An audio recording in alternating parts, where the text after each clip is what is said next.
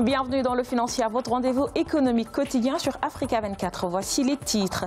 Extrait du fruit du baobab, le pain de singe s'impose dans le circuit des denrées les plus commercialisées sur le continent. Son exportation est passée de 50 à 450 tonnes entre 2013 et 2017. Bonne prévision de croissance pour le Kenya. Elle devrait se situer autour de 6% contre 4,9% en 2017. Une embellie boostée notamment par les secteurs de l'agriculture et du tourisme. Et puis nous terminerons par un point sur les marchés boursiers africains.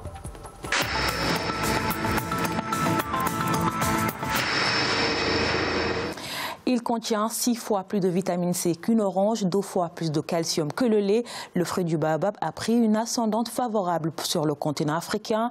Très prisé, son exportation a grimpé de 400 tonnes entre 2013 et 2017. Une aubaine pour les agriculteurs. Ange Bijou Noménion. Le fruit de baobab commence à s'imposer dans le circuit des denrées les plus commercialisées en Afrique. Sa transformation, aussi bien utile pour le bien-être corporel que pour la consommation, fait grossir la demande auprès des industriels étrangers. Le résultat est plutôt bénéfique pour les agriculteurs africains, malgré les aléas du changement climatique. Nous sommes conscients qu'il y a de moins en moins de fruits de baobab. Nous avons eu un meilleur rendement les années précédentes que cette année parce qu'il y avait beaucoup de pluie. Nous prions que le climat soit favorable pour que les baobabs puissent produire davantage.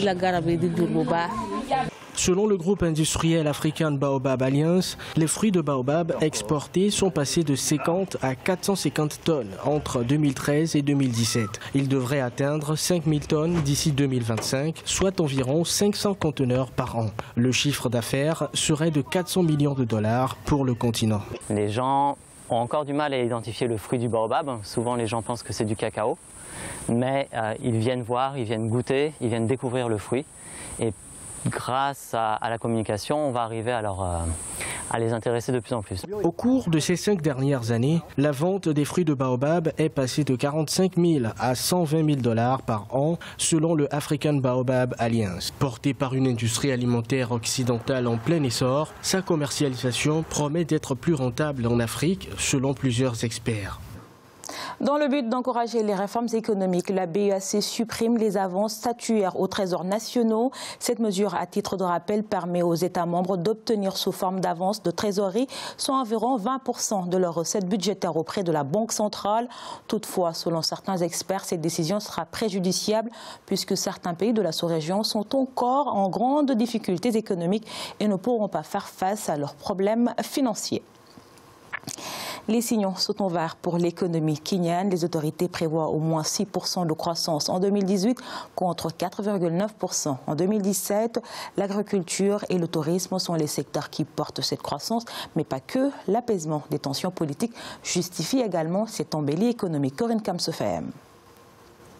Selon l'Office national de la statistique, en 2018, la croissance économique du Kenya devrait se situer autour de 6% contre 4,9% en 2017. Le tourisme et l'agriculture ont été identifiés comme des secteurs stimulant cette croissance. Après une période de sécheresse, l'agriculture a enregistré une croissance de 5,2% au premier trimestre de l'année. Ce secteur participe à hauteur de 33% au PIB du Kenya.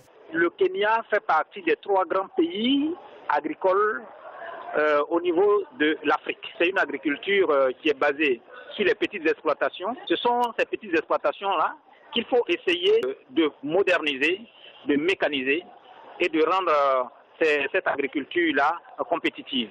Après les tensions électorales qui ont plongé le pays dans l'instabilité à partir d'août 2017, certains observateurs craignaient le pire pour le Kenya. Aujourd'hui, l'entente retrouvée entre les hommes politiques majeurs de ce pays agit comme un stimulateur de l'économie. L'accélération significative de la croissance est principalement attribuable à l'amélioration des conditions météorologiques et à l'amélioration de la confiance des entreprises et des consommateurs après la fin des élections générales en 2017. Pour le président Kenyatta, l'implémentation du programme Big Four va démultiplier les potentialités de production du pays qui pourrait retrouver sa place de première économie d'Afrique de l'Est. Le Big Four met l'accent sur la sécurité alimentaire, la fabrication, le logement et les soins de santé abordables.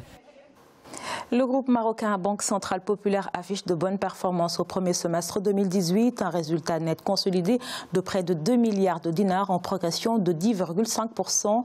Cette performance est soutenue par la croissance des activités et par l'amélioration significative du coût du risque. Le produit national brut de l'institution financière est également en hausse. Il s'est établi à 2,1%, soit 8,4 milliards de dinars, une évolution qu'elle attribue à la bonne santé des activités bancaires au Maroc, ainsi qu'à la performance de ses filiales. 200 millions de dollars, c'est le montant alloué par le gouvernement nigérian aux entreprises de distribution électrique, une somme qui devrait contribuer à l'amélioration de la fourniture électrique du pays. Les compagnies de distribution électrique ont rapporté un gap d'investissement de 1300 milliards de naira selon le directeur exécutif de la Transmission Company of Nigeria. Ce dernier rapporte par ailleurs que l'efficacité de la TCN n'est pas visible à cause de l'état du réseau de distribution électrique du pays. On écoute Mohamed Ousmane.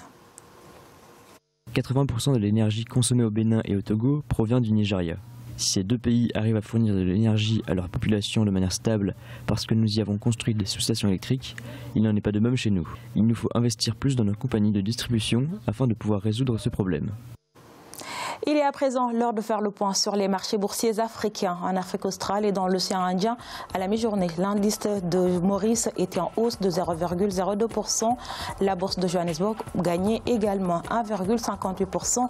L'indice de Nairobi perdait 0,31% et la bourse de Gaborone perdait également 0,03%. Du côté de l'Afrique centrale et de l'Ouest, la BRVM perdait 0,23%. La bourse nigériane augmentait de 0,21%. Et la bourse ghanéenne est également en hausse de 0,15%.